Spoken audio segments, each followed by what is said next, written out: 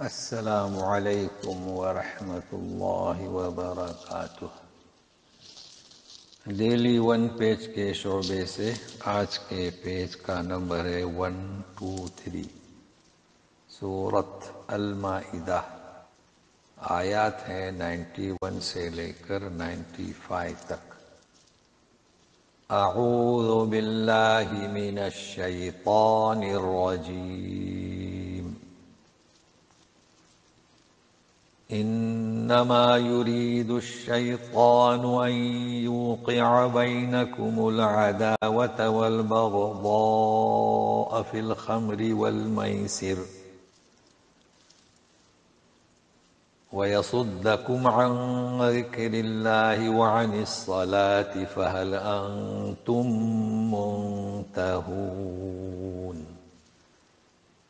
یقیناً شیطان چاہتا ہے کہ تمہارے درمیان ڈال دے دشمنی اور بغض، کینہ، شراب اور جوے کے ذریعے سے،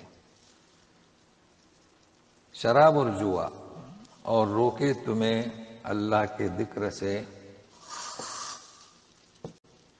اور نماز سے، تو کیا تم باز آنے والے ہو؟ تو گزشتہ صفحے پر آخری آیات دیکھیے، شراب اور جوا، بت اور پانسے،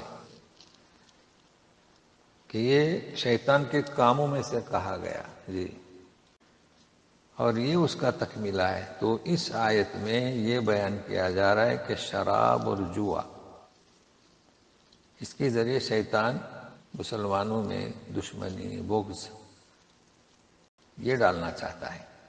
تو یہ شراب کا حکم جو ہے بتدریج نازل ہوا ہے، یعنی اس کی حرمت کا۔ سورہ بقرہ میں 219 آیت پر اس کے نقصان کو بیان کیا گیا، پھر سورہ نساء میں 43 پر کہ بھائی نشے کی حالت میں نماز قریب نہ پھٹکو، اور اب یہ آخری حکم آیا تو صحابہ کرام بول اٹھے کہ جی ہاں ہم باز آ گئے۔ فَهَلْ أَنْتُمْ مُنْتَهُونَ، کیا تم اب بھی باز نہیں آؤ گے؟ تو ہم باز آ گئے۔ تو اب کہا جا رہا ہے کہ ہمیشہ اللہ کی، اس کے رسول کی اطاعت کرو اور احتیاط برتو۔ تو سنیے، وَأَطِيعُوا اللَّهَ وَأَطِيعُوا الرَّسُولَ وَاحْذَرُوا فَإِن تَوَلَّيْتُمْ فَاعْلَمُوا أَنَّمَا عَلَى رَسُولِنَا الْبَلَاغُ الْمُبِينُ۔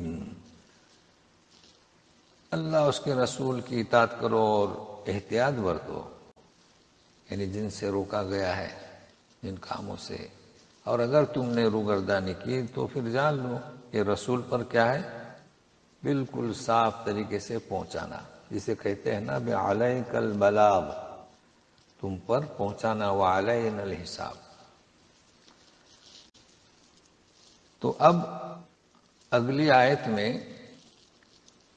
جو بیان کیا جا رہا ہے اس کے پس منظر کو ہم پہلی بتلا دیتے ہیں تاکہ پڑھتے وقت ہی سمجھ میں آ سکے۔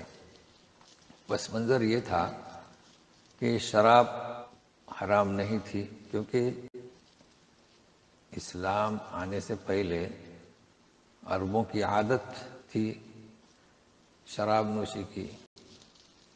اب حکم ہوا شراب کے اور جوئے کی حرام کا، تو ظاہر ہے کہ اس کے پہلے جو لوگ، یعنی اس آیت کے نازل ہونے سے پہلے لوگ کھاتے تھے، پیتے تھے، تو یہاں تیمم کا لفظ ہے تو سمجھ میں آ جائے گا کہ جوا کا کمایا مال، ہمارے یہاں سٹہ بازی کہتے ہیں، اور شراب۔ اب اس میں سے کچھ ویسے بھی نارمل موت سے مر گئے اور کچھ شہید بھی ہوئے جنگوں میں، تو ان کے تعلق سے صحابہ کو اشکال ہوا، تو وہ اس کا جو ہے جواب دیا جا رہا ہے۔ تو آپ سنیے، لَيْسَ عَلَى الَّذِينَ آمَنُوا وَعَمِلُوا الصَّالِحَاتِ جُنَاحٌ فِيمَا طَعِمُوا إِذَا مَا اتَّقَوا وَآمَنُوا وَعَمِلُوا الصَّالِحَاتِ ثُمَّ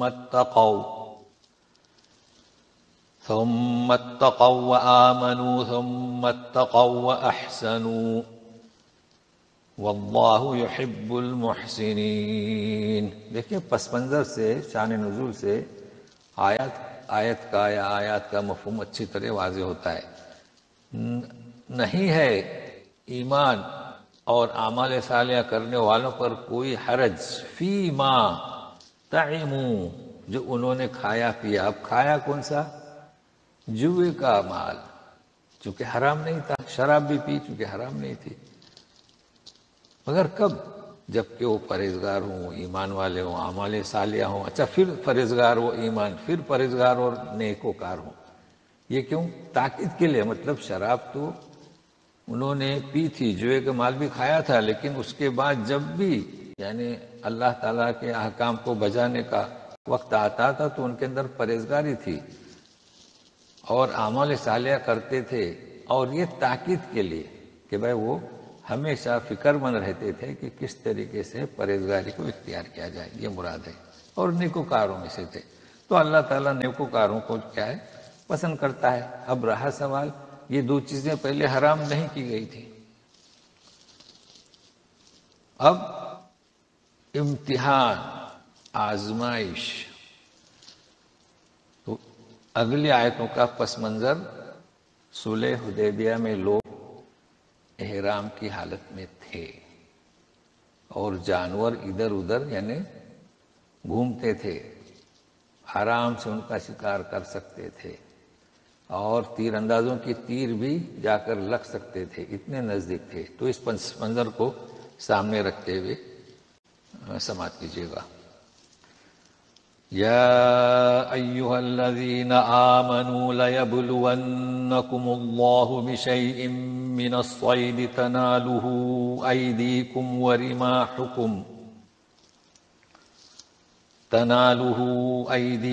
ورماحکم لیعلم اللہ من یخافہ بالغیب فمن اعتدى بعد ذلك فله عذاب علیم۔ اے ایمان والو، ضرور تمہیں آزمائے گا اللہ، بشیء من الصید، شکار کے جانوروں میں سے، سارے نہیں، کچھ، بشیء من الصید۔ اب کیسے وہ شکار کہ تمہارے ہاتھ پہنچ سکیں گے اور تمہارے نیزے تیر، یعنی ایسے جانوروں سے تمہیں آزمائے گا کہ تمہارے ہاتھ بھی پہنچ سکتے ہیں، تمہاری گرفت میں تھے، جیسے صلح حدیبیہ، تاکہ اللہ تعالیٰ جانے کہ کون اللہ کا خوف رکھتا ہے اسے بغیر دیکھے، اور اس حکم آنے کے بعد بھی کوئی حد تجاوز کرتا ہے تو وہ اس کے لیے دردناک عذاب ہے۔ اب کیا حکم آیا؟ یعنی بیٹھے ہیں احرام کی حالت میں، اطراف میں گھوم رہے ہیں، ہرن ہے، نیلگائے ہے، تو حکم دیکھے بالکل، یہ تو آزمائش کی طرف اشارہ ہوا۔ اب حکم، یا ایھا الذین آمنوا لا تقتلوا الصید وانتم حرم ومن قتله منكم متعمدا فجزاء مثل ما قتل من النعم يحكم به ذوى عدل منكم هديا بالغ الكعبة أو كفارة طعام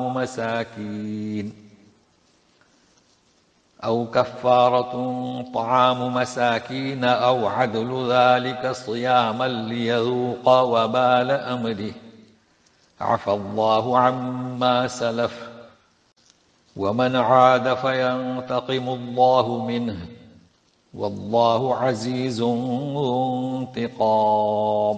اب دیکھیے اس کا پس منظر سنا، آسانی سے سمجھ میں آئے گی۔ اے ایمان والو، شکار مت کرو، لا تقتلوا الصید، احرام کی حالت میں، واو حالیہ جی، اور جو کوئی ومن قتلہ منکم، یعنی شکار کو مارے گا جان بوجھ کر، دیکھیے خطا ہوئی، تیر لگ، خطا معاف ہے، فجزاء مثل ما قتل من النعم، تو چوپائے میں سے جو قتل کیا ہے اس کے مساوی اسے قتل کیا ہے، شکار کیا ہے، اس کے مساوی اسے اس کی سزا، یعنی اس جزا، فجزاء، اس کی سزا کیا ہے کہ اس کے مساوی جانور اسے اب قربان کرنا پڑے گا اللہ کی راہ میں۔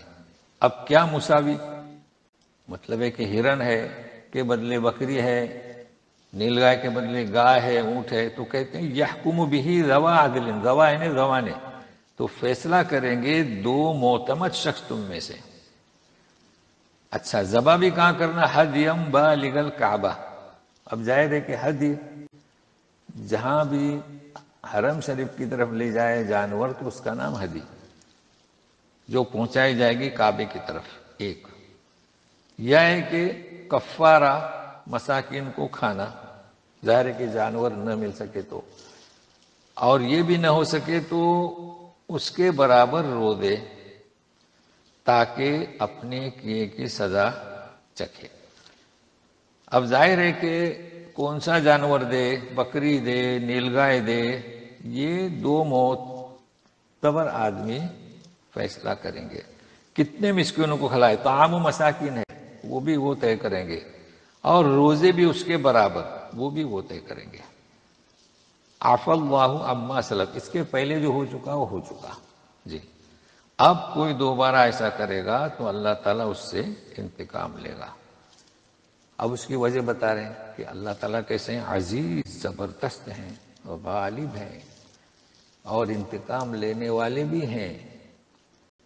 لہذا جو ہو چکا اس وقت گرفت نہیں ہوئی، کیوں؟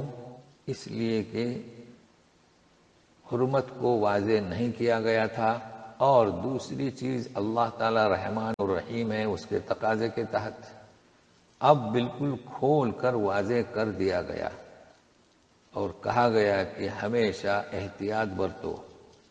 لہذا اب کوئی اگر جان بوجھ کر، دیکھیں یہ بھی واضح کر دیا گیا جی، متعمدن، جان بوجھ کر اگر کوئی ایسا عمل کرتا ہے جس سے روکا گیا ہو تو ظاہر ہے کہ اللہ تبارک تعالیٰ اس سے انتقام لیں گے، اور وہ اس پر قادر و قدرت رکھتے ہیں۔ تو یہ سلسلہ اور آگے چلے گا، مگر آج ہم صرف ایک صفحے کے پابند ہیں، تو بقیہ اگلے آیت میں۔ والسلام علیکم ورحمۃ اللہ وبرکاتہ۔